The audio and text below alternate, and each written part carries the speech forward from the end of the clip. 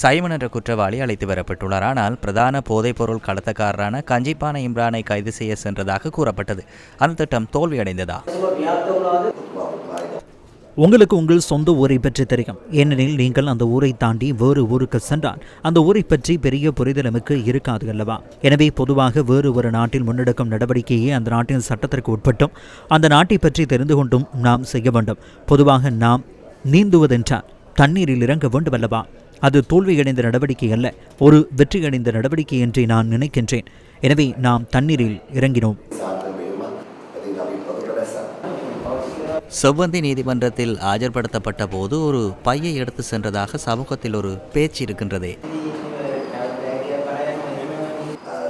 நீதிமன்றத்திலிருந்து சிறைச்சாலையிடமே அவர் ஒப்படைக்கப்பட்டிருந்தார். அது தொடர்பில் சிறைச்சாலையில் விசாரணைகள் இடம்பெற்று வருகின்றன. அது பற்றி நீங்கள் பின்னர் தெரிந்து கொள்ள முடியும்.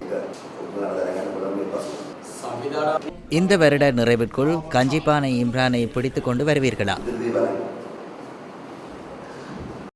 இதனிடையே வத்தளையில் உள்ள ஹோட்டல் ஒன்றில் நடைபெற்ற விருந்து உபசாரத்தின் போது ஒருவர் சுட்டு கொலை செய்யப்பட்ட சம்பவத்தோடு தொடர்புடைய 2 சந்தேக நபர்கள் இந்தியாவில் கைது செய்யப்பட்டு நாட்டுக்கு அழைத்து வரப்பட்டுள்ளனர். கைது செய்யப்பட்ட சந்தேக நபர்களை மேல் மாகாண வடக்கு குற்றத்தடுப்பு பிரிவினர் பொறுப்பேற்றுள்ளதாக போலீசார் தெரிவித்தனர். வத்தளை கதனான பள்ளியவத்த பகுதியில் உள்ள ஹோட்டல் ஒன்றில் கடந்த மாதம் 23ஆம் தேதி இந்த துப்பாக்கிச் சூட்டு சம்பவம் பதிவானது. மோட்டார் சைக்கிள் ஒன்றில் வருகை தந்த சிலரே துப்பாக்கிச் சூட்டை நடத்தி தப்பிச் சென்றனர். இந்த சம்பவம் தொடர்பில் இதற்கு முன்னரும் சந்தேக நபர்கள் சிலர் கைது செய்யப்பட்டு விளக்கமறியலில் வைக்கப்பட்டிருந்தமை குறிப்பிடத்தக்கது.